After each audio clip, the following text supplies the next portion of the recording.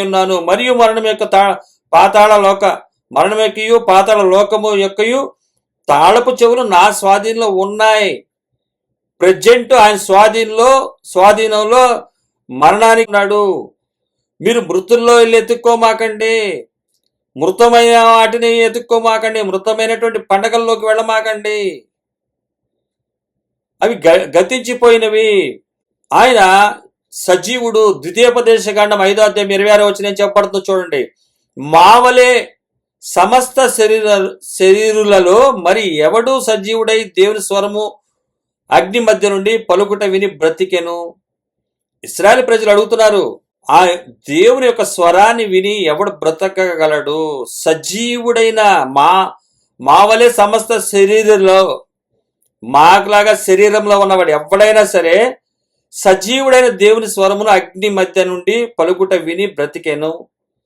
అగ్ని మధ్య నుండి బ్రతికెను చెప్పు. ఒక్క మోషే తప్ప ఎవరు కూడా బ్రతికి లేరు. ఎవరి వల్ల కూడా కాదు ఆయన స్వరాన్ని విని బ్రతకటం అని వీరు చెప్తున్నారు మాట. అంతకన్నా ముందున్నటువంటి యోబు గారు కూడా తను చెప్తున్నాడు, అయితే నా విమోచకుడు సజీవుడనియు తరువాత ఆయన భూమి మీద నిలుచుననియో నేను ఎరుగుదునని విశ్వాసంతో సజీవుడైనటువంటి దేవుడు భూమి మీదకి రాబోతున్నాడని చెప్పి యేసుక్రీస్తు వారి కన్నా ముందుగానే 1500 సంవత్సరాలు 2000 సంవత్సరాలు ముందుగానే గుర్తిస్తున్న వారిగా మనం యోబు గారిని చూడొచ్చు. నా విమోచకుడు సజీవుడనియు తరువాత ఆయన భూమి మీద నిలుచుననియు నేను ఎరుగుదును. ఆయన ఎన్నో శ్రమల్లో ఉన్నప్పుడు యోబు గారు చెప్తున్నాడు ఆ మాట. ఆయన సజీవుడు, ఆయన తర్వాత భూమి మీద నిలుచునని నేను ఎరుగుదును అంటాడు. శ్రమల్లో ఉండి చిల్లపెంగులతో తన శరీరాన్ని గోక్కుంటూ ఆయన ఎన్నో ఇబ్బందులు పడుతూ నా దేవుని యొక్క గొప్పతనము, సజీవుడైనటువంటి దేవుడు భూమి మీదకి రాబోతున్నాడు, ఆయన పొందుకునే శ్రమలలో నేనెంత వరకు అని చెప్పి 2000 సంవత్సరాల క్రితమే, అంటే యేసుక్రీస్తు వారికి పూర్వము ఉన్నటువంటి యోబు గారు ధైర్యం తెచ్చుకుంటున్నాడు.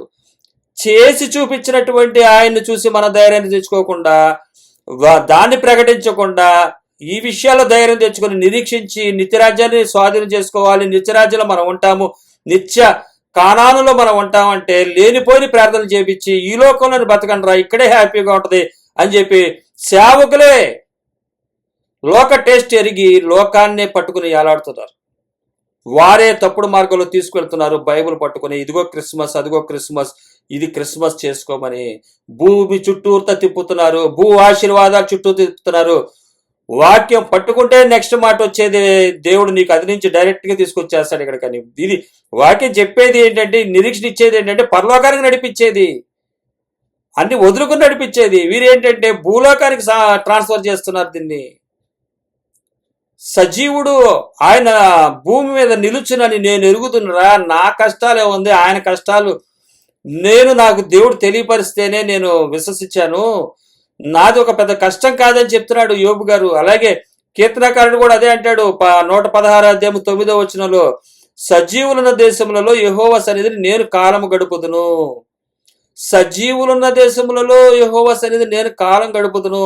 పాతాళ వేదనలను చుట్టుకున్నాయి, కానీ రాబోతున్న కృపాసత్యమును చూస్తే, కృపాసత్యంగా రాబోతున్న దేవుడు చూస్తే నాకెంతో సంతోషం అని 115 కీర్తన 1:1 చెప్పబడుతుంది మాట. 115:1 కృపాసత్యంగా రాబోతున్నటువంటి ఆయన సేవకుడు, దేవుని సేవకుడుగా వచ్చి ఆయన పడబోతున్న శ్రమల్లో నా పాతాళ వేదనలు ఏమున్నాయని చెప్పి కీర్తనాకారుడు రాస్తున్నాడు.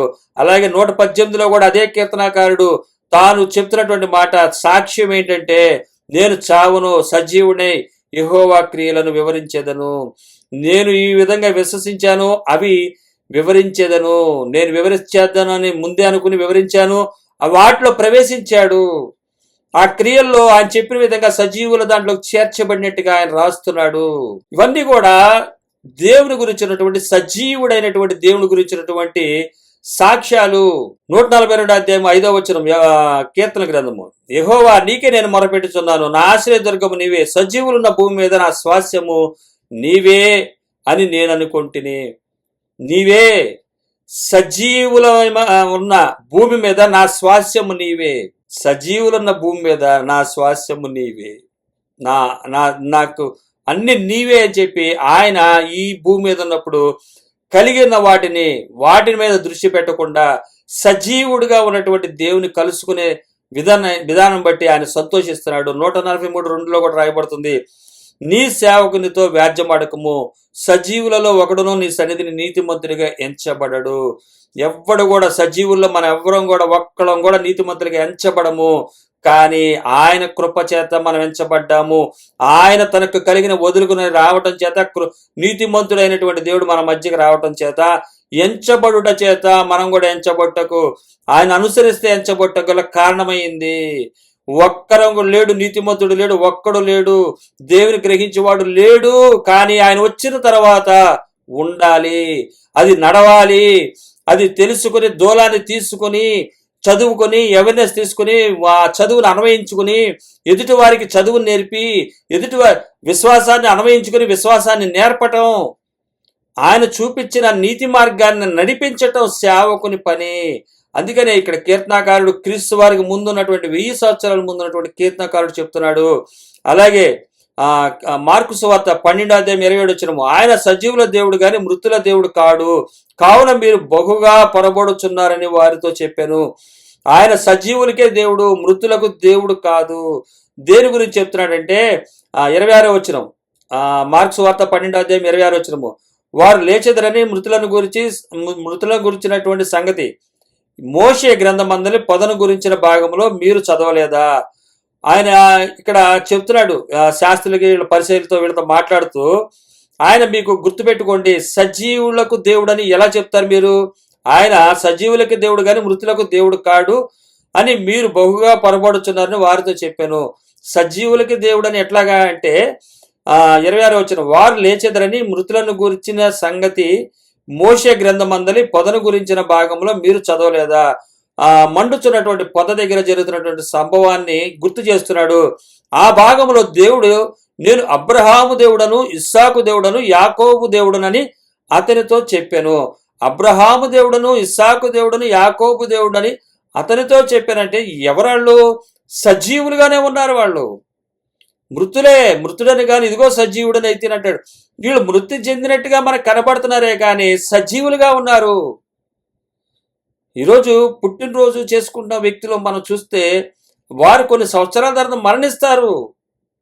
ఈ లోక ధర్మం జరుగుతున్నట్టుగా కనబడుతుంది. కానీ క్రైస్తవుడికి పుట్టినరోజు చూపించినప్పుడు రేపొద్దున వాడు కూడా మరణించే వాడి కిందే మీరు ప్రజెంట్ చేస్తున్నారు. మనం చూసినట్లయితే చనిపోయిన వారు, కీర్తిశేషులైనటువంటి వారు, అన్యులుగా ఉన్నటువంటి వారు పుట్టినరోజు రాస్తారు, ఓ పక్కన మరణదినాన్ని రాస్తారు, ఓ పక్కనది ఓ పక్కన ఇది రాస్తారు.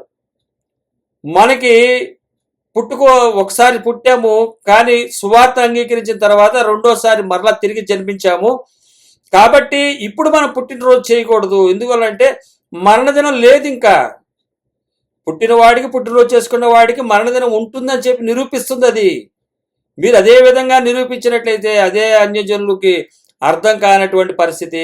అన్యజనుల ఆచారం మీరు మానలేదని. అన్యజనులు అంటే ఎవరంటే యేసుక్రీస్తు వారిని ఉన్నప్పుడు జరిగినటువంటి క్రియలు మనలో ఉన్నాయని అర్థం, అంతేగాని అన్యజనులు అంటే కాదు. ఇంకా ఎరగని వారు కాబట్టి వారిని గురించి అనొచ్చు. అంటే వారు ఇంకా ఎరగలేదు కాబట్టి అన్యజనులు అనొచ్చు. అంటే మనమైనా అంతే, ఎరగకపోతే మనం కూడా అన్యజనులు అంటే ఈ సువార్తకు తగకుండా, దీన్ని అనుసరించకుండా ఉన్నవారు. మీరు మరలా ఇక్కడికి వచ్చి బైబిల్ పట్టుకుని మరలా అదే చేస్తున్నారంటే మీరు ఉన్నారే కానీ ఎరగలేదు మీరు. ఆయన సజీవుల దేవుడు కానీ మృతుల దేవుడు కాడు. కావున మీరు బహుగా పొరబడుచున్నారు. ఆయన సజీవులకే దేవుడు. మోషే గారితో చెప్తున్నటువంటి మాట. మోషే గారితో చెప్తున్నప్పుడు ఆయన అంటున్నాడు, నేను అబ్రహాము దేవుడను, ఇస్సాకు దేవుడను, యాకోబు దేవుడని అతనితో చెప్పాను. ఆయన ఎందుకు చెప్పాడు? ఆయన సజీవుడు, మృతులో లేడు, కానీ మీరు బహుగా పొరపడుచున్నారు. ఆయన సజీవులకే దేవుడు, చనిపోయి ఉన్న వారికి దేవుడు కాదు. ఆయన దగ్గరికి వచ్చి బైబిల్ పట్టుకున్నంత మాత్రాన మీరు మృతులైపోయి ఉన్నవారే కానీ సజీవులు కాదు. మృతమైన దాన్ని మీరు అనుసరిస్తున్నారు. తమ మృతులను పాతి పెట్టుకొని నిమ్ము అంటాడు. నీవు నా సువార్తను ప్రకటించమంటాడు. మత్తయి సువార్త 8:22 ఒక యవనస్తుడితో అంటాడు యేసుక్రీస్తు వారు. యేసు అతన్ని చూచి, వాళ్ళ నాన్నగారు చనిపోతే పాతి పెట్టుకుని వస్తారంటే ఆయనతో అంటున్నటువంటి మాట, యేసు అతన్ని చూచి, నన్ను వెంబడించుము, మృతులు తమ మృతులను పాతి పెట్టుకొన నిమ్ము. మృతులు తమ మృతులను పాతి పెట్టుకొన నిమ్ము. నీవు మాత్రం నన్ను ఏం చెయ్యి? వెంబడించు.